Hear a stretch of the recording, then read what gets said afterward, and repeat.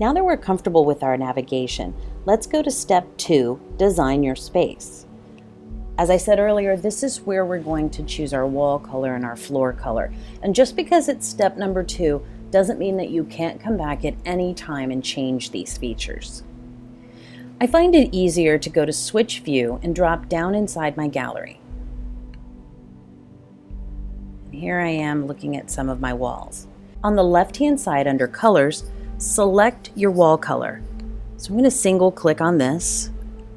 And as I move my mouse into the space, you'll notice that my icon changes into a paint roller. And I'm just going to click on that wall to make it that color. Now I can make all of my walls the same color, or let me uncheck my blue so I can navigate around to see these other colors, these other walls rather. I can make these a different color. Again, I've just selected a new color and I'm clicking on that wall icon. And when finished, just unclick the color to deselect it.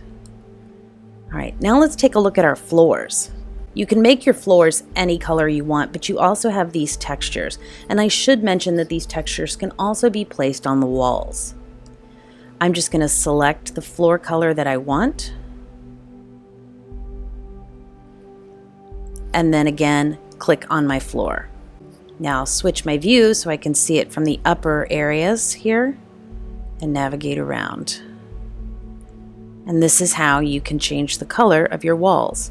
You can also paint the outside of your building should you choose. Now I've designed my space. In the next tutorial, you're going to learn how to place pictures on your walls.